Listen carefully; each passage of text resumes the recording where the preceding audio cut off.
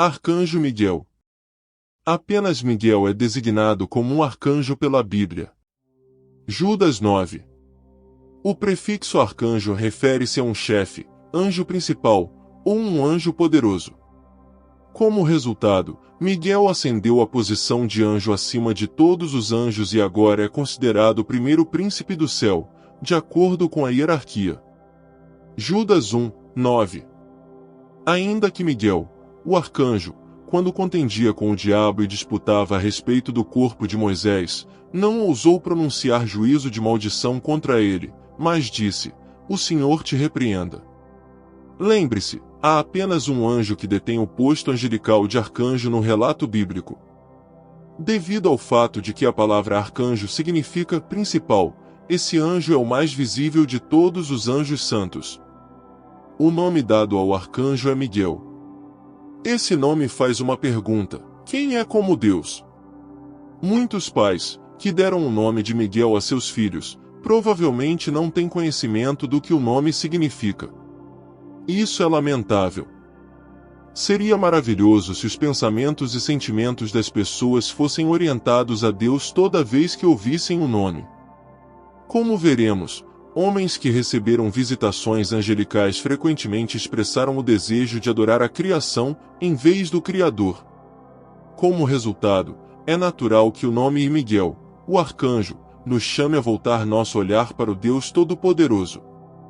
Ele deve permanecer no singular, porque a Bíblia nunca se refere a arcanjos como um grupo, apenas ao arcanjo em si. Quando se trata do Antigo Testamento, Miguel parece estar associado principalmente à nação de Israel. Como resultado, Deus se refere a Miguel como o príncipe de seu povo escolhido. Ele é, de certa forma, o primeiro-ministro na administração de Deus no universo. E ele serve como administrador angelical de Deus para a entrega do julgamento. Daniel 12, 1. Naquele tempo, Miguel, o grande príncipe que protege o seu povo, se levantará. Haverá um tempo de angústia como nunca houve desde o princípio das nações até então. Mas naquele tempo seu povo, todos os que forem encontrados inscritos no livro, serão libertos. Ele protege e defende especialmente o povo de Deus, quem quer que sejam. Além disso, em Daniel, ele é chamado de Miguel, o vosso príncipe. Daniel 10, 21. Mas eu te declararei o que está escrito na Escritura da verdade, e ninguém há que se esforce comigo contra aqueles, a não ser Miguel, vosso príncipe. Ele é o mensageiro de Deus para a lei e o julgamento. Este é o seu papel quando aparecem liderando o exército em sua batalha contra Satanás, o grande dragão, e todos os seus demônios. Apocalipse 12, 7. E houve batalha no céu, Miguel e os seus anjos batalhavam contra o dragão, e batalhavam o dragão e os seus anjos.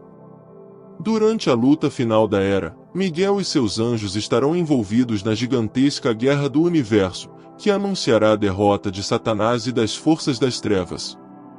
Em preparação para a luta, a Bíblia nos ensina que Miguel finalmente emergirá triunfante. O inferno tremerá. O céu se alegrará e celebrará. Esse Satanás, frequentemente conhecido como o Diabo, era antes chamado de Lúcifer, o filho da manhã. Ele foi expulso do céu com seu exército rebelde, e ainda está lutando hoje. Satanás pode parecer estar vencendo a guerra porque ganhou várias batalhas significativas, mas o resultado final é inevitável. Ele será derrotado um dia e seus poderes lhe serão tirados para sempre. Os poderes das trevas serão despedaçados por Deus. Muitas pessoas se perguntam: como esse conflito poderia ocorrer no universo perfeito de Deus? Mas, o apóstolo Paulo se refere a isso como o mistério da iniquidade. 2 Tessalonicenses 2, 7. Porque já o mistério da injustiça opera, somente a um que, agora, resiste até que do meio seja tirado.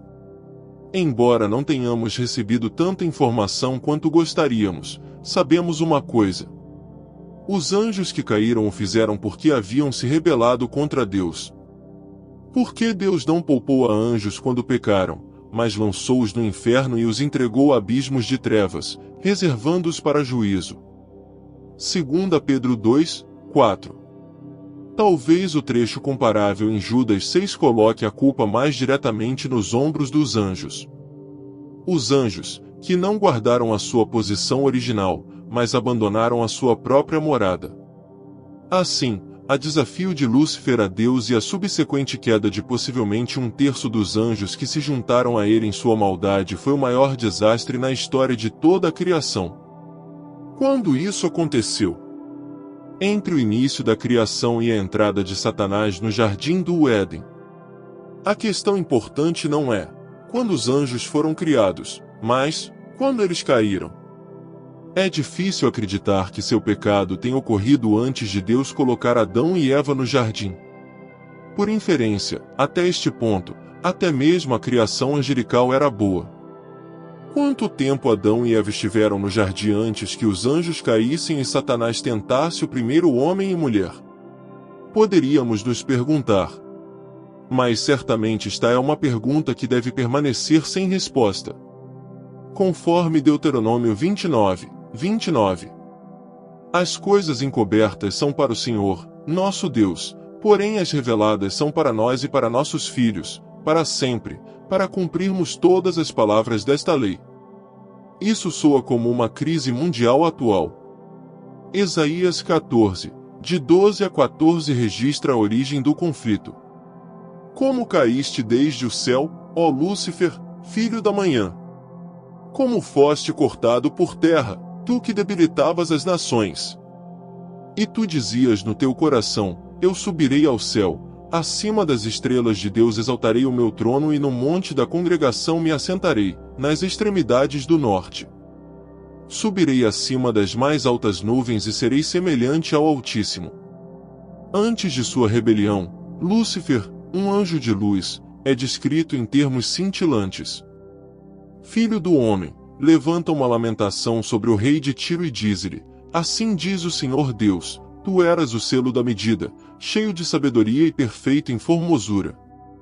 Estiveste no Éden, jardim de Deus, de toda pedra preciosa era a tua cobertura, sardônica, topázio, diamante, turquesa, ônix, jaspe, safira, carbúnculo, esmeralda e ouro, em ti se faziam os teus tambores e os teus pífaros. No dia em que foste criado foram preparados. Tu eras o querubim, ungido para proteger, e te estabeleci, permanecias no monte santo de Deus, no brilho das pedras andavas. Eras perfeito nos teus caminhos, desde o dia em que foste criado, até que se achou iniquidade em ti. Pela multidão do teu comércio, encheram o teu interior de violência, e pecaste, por isso te lançarei, profanado, do monte de Deus, e te farei perecer, ó querubim cobridor, do meio das pedras de fogo. Elevou-se o teu coração por causa da tua formosura, corrompeste a tua sabedoria por causa do teu resplendor, por terra te lancei, diante dos reis te coloquei, para que te contemplem. Ezequiel 28, de 12 a 17. Alguns acreditam que quando o anjo Lúcifer se rebelou contra Deus e suas obras, até 1/3 dos anfitriões celestiais do universo se uniram a ele em sua revolta. Como resultado, a luta que começou no céu continuou na terra e culminará no Armagedon, com Cristo e seu exército angelical triunfantes. Leslie Miller, em seu livro intitulado em português Tudo sobre Anjos, aponta que as escrituras às vezes se referem aos anjos como estrelas. Isso explica por que Satanás foi chamado de a estrela da manhã antes de sua queda. E João acrescenta um qualificador a essa descrição. E a sua cauda levou após si a 1/3 das estrelas do céu, e lançou-as sobre a terra, e o dragão parou diante da mulher que havia de dar à luz, para que, dando ela à luz, lhe tragasse o filho. Apocalipse 12, 4. Sabemos que a Terra é o cenário do conflito. No entanto, é uma luta que afeta todo o universo. É espantoso que você e eu, com um período tão curto de tempo neste planeta, desempenhamos um papel nessa batalha das eras. É incrível para nós que seres sobrenaturais do espaço exterior estejam envolvidos em uma luta por este planeta.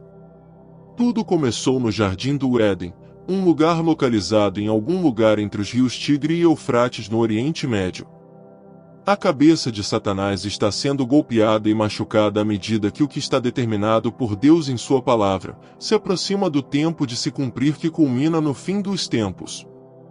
O Senhor Deus separou Miguel, o arcanjo, e anjos valorosos de seu exército para a batalha final, o Armagedon, sob a autoridade de Jesus Cristo.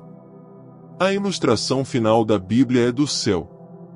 Embora Satanás seja um inimigo derrotado, obviamente, Deus ainda não o eliminou completamente da cena mundial. No entanto, a Bíblia ensina que Deus usará os anjos para julgá-lo e eliminá-lo totalmente do universo. Quando Jesus retornar pela segunda vez, Miguel, o arcanjo, gritará enquanto o acompanha. Juntamente com proclamar as maravilhosas notícias de que Jesus Cristo retornou, ele também prega a mensagem da vida a todos que morreram em Cristo e estão aguardando a ressurreição. Porque o mesmo Senhor descerá do céu com alarido, e com voz de arcanjo, e com a trombeta de Deus, e os que morreram em Cristo ressuscitarão primeiro. 1 Tessalonicenses 4, 16. Daniel e o anjo. O profeta Daniel nos apresenta a Miguel.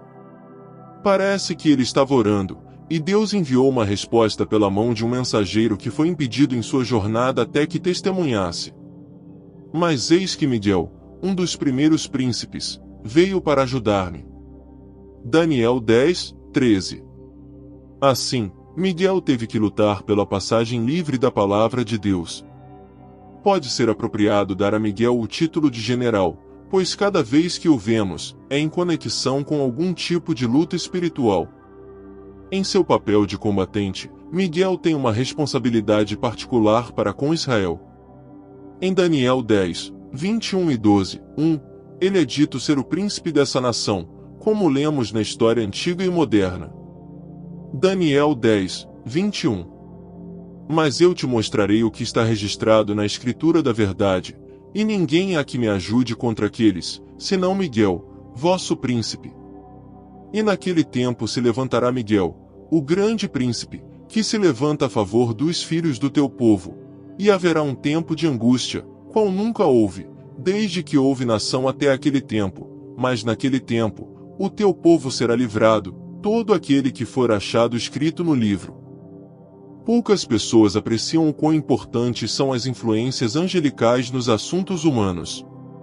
A luta contínua e amarga entre os anjos santos dedicados a Deus e os anjos das trevas alinhados com Satanás é revelada de maneira mais poderosa em Daniel. Daniel descreve de forma ardente a feroz luta entre as forças angelicais de Deus e os demônios das trevas opostos no Antigo Testamento. Ele estava de luto por 3 semanas quando o anjo apareceu a ele. Daniel 10, 3. Eu não comi pão agradável, nem veio carne nem vinho à minha boca, nem me ungi com unguento algum, até que se cumpriram as 3 semanas. Ele não consumiu pão, carne ou bebida, e não se ungiu. Enquanto estava à beira do rio Tigre, um homem vestido de linho apareceu na frente dele. Em seu rosto, ele parecia relâmpago, e em seus olhos, ele parecia uma tocha acesa.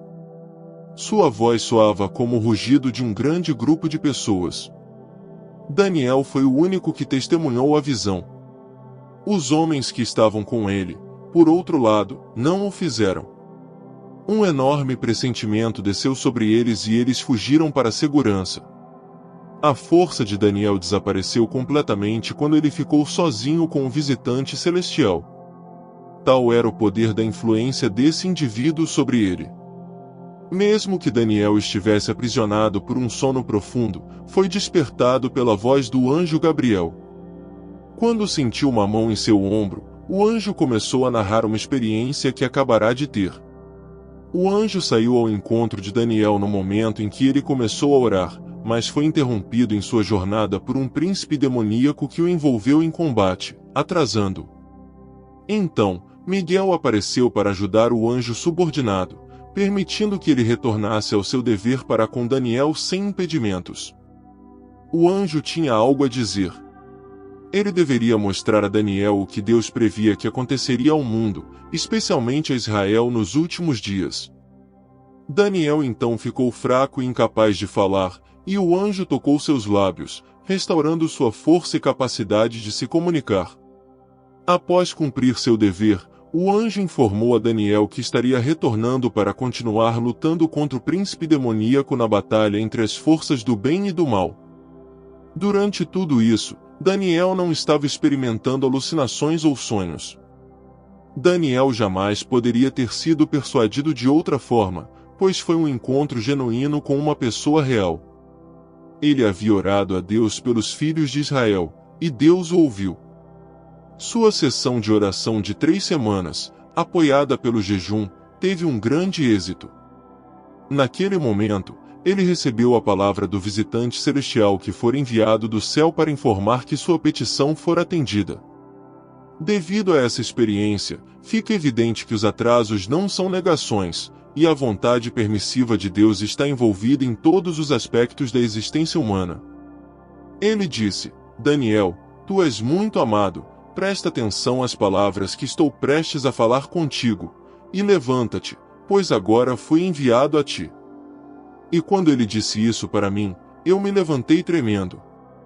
Então ele continuou: Não tenhas medo, Daniel, desde o primeiro dia em que determinaste entender e humilhar-te perante teu Deus, as tuas palavras foram ouvidas, e eu vim em resposta a elas. Mas o príncipe do reino da Pérsia resistiu a mim por 21 dias. Então Miguel, um dos príncipes principais, veio para me ajudar, porque eu fui retido ali com o rei da Pérsia. Agora, eu vim para explicar a ti o que acontecerá ao teu povo no futuro, pois a visão diz respeito a um tempo ainda por vir. Daniel 10, de 11 a 14. Além das referências do Antigo Testamento, também encontramos Miguel mencionado no Novo Testamento. No pequeno livro de Judas, o 9º versículo chama especificamente Miguel de arcanjo e relata sua batalha com Lúcifer pelo corpo de Moisés. Com a ajuda do Senhor, Miguel venceu. Não foi o único conflito entre Miguel e Lúcifer, pois João nos diz no livro do Apocalipse: houve guerra no céu. Miguel e seus anjos lutaram contra o dragão, e o dragão lutou e seus anjos, mas não prevaleceram. E não houve mais lugar encontrado para eles no céu. E o grande dragão foi lançado fora, a antiga serpente chamada Diabo e Satanás, que engana o mundo. Ele foi lançado na terra, e seus anjos foram lançados com ele. Aqui, vemos Miguel atuando como comandante de um grande grupo de anjos. Evidentemente, Miguel é o principal guerreiro do exército de Deus citado na Bíblia. Houve uma vez guerra no céu. Miguel e seus anjos lutaram contra Satanás e seus anjos caídos. Deus usa seus servos para confrontar o exército excluído e desonrado de Satanás. Satanás não pôde prevalecer, e não havia mais lugar para ele no céu. Os anjos de Deus são imparáveis, pois agem debaixo da autoridade da palavra do Senhor que lhes comanda. Esta característica denota a diferença entre anjos celestiais, que são mensageiros de Deus, e demônios, que são anjos caídos e destinados ao inferno. Apenas os exércitos do céu se destacam em força. Em qualquer guerra, os anjos de Deus sempre prevalecem no final, eliminando completamente o adversário. Os anjos são conhecidos por nunca falharem. Salmo 103, 20. Bendizei ao Senhor, todos os seus anjos, valorosos em poder, que executam a sua palavra, obedecendo à voz da sua palavra. Importante que o crente não deve orar a anjos, o crente não deve adorar a anjos, nem mesmo a Miguel, o arcanjo de Deus. O que fazemos diante desses seres é entender que eles são nossos conservos, conforme escrito em Apocalipse 22, versículos 8 e 9. Eu, João, sou aquele que ouviu e viu estas coisas. Tendo-as ouvido e visto, caí aos pés do anjo que me mostrou tudo aquilo, para adorá-lo. Mas ele me disse: não faça isso. Sou servo como você e seus irmãos, os profetas, e como os que guardam as palavras deste livro. Adore a Deus. Quando o apóstolo João recebeu as revelações do Apocalipse também, por um momento, se viu tão maravilhado que prostrou-se diante do anjo para adorá-lo, mas o anjo de Deus lhe respondeu: não faças isso, adore a Deus. Em Hebreus 1:14 está escrito: os anjos não são, todos eles, espíritos ministradores enviados para servir aqueles que hão de herdar a salvação. Há dezenas de exemplos nas Sagradas Escrituras de encontros angélicos, então sabemos que Deus pode usar anjos para realizar seus propósitos e nos auxiliar quanto ao propósito que Deus tem para nossas vidas. Entender quem são os anjos é importante, assim como entender a guerra espiritual na qual estamos inseridos. Mas o principal é entender que os anjos obedecem a Deus e adoram somente a Deus, e que nós também devemos obedecer e adorar somente ao Senhor nosso Deus, que é o único Senhor, e que revelou o seu amor a todos na pessoa de seu Filho unigênito, o Salvador, o Messias Jesus Cristo. Jesus não é um anjo, é a palavra de Deus, é o Verbo de Deus que se fez carne e habitou entre nós. Jesus é aquele que adoramos, é Ele quem nos garante a vitória pelo seu sangue vertido na cruz do Calvário e não os anjos. Por mais que os anjos lutem ao nosso lado, enviados por Deus para nos ajudar segundo a ordem do Senhor, quem nos garante a vitória é e sempre será o Senhor Jesus. E só a Ele devemos adorar. Canal Sem Fermento. Pregando simplesmente a verdade.